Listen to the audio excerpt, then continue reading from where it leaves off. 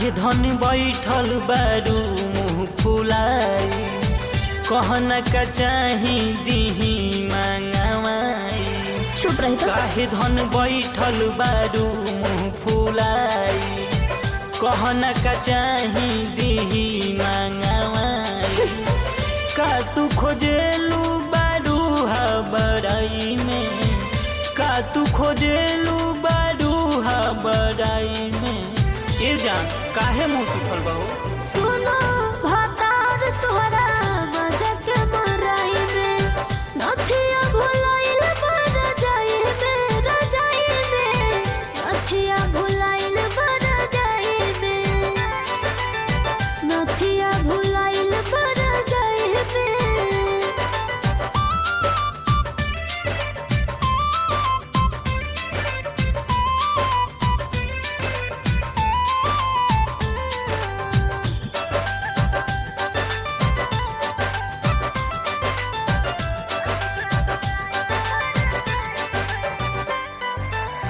मार जनी मन धन दे हब मांगाई कहत सोनारावा के आजे बोलाई।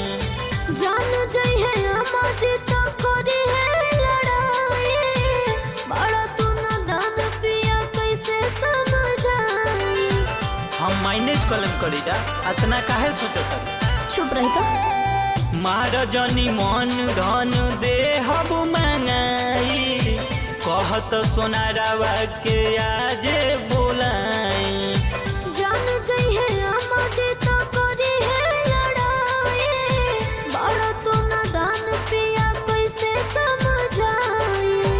झाका झुमर में चूड़ी हालल कलाई में, झाका झुमर में चूड़ी हालल कलाई में। सुनो भातार तहरा मजा के मराई में नथिया भुलाइल बर जाई में रजाई में। नथिया भुलाइल बर जाई में, नथिया भुलाइल बर जाई में।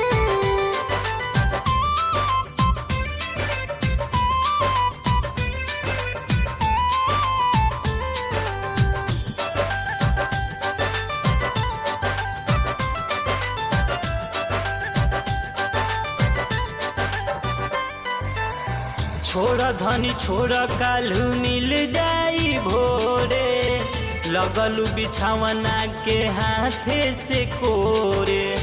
सोना के भुलाइल निक होना के तुझे पूछ ले सूरज से हवे राउर हित जी। अच्छा तो बुलाइए दिखा उनका के। जाई छोड़ धनी छोड़ काल्हू मिल जाई भोरे लगलू बिछावना के हाथे से कोरे।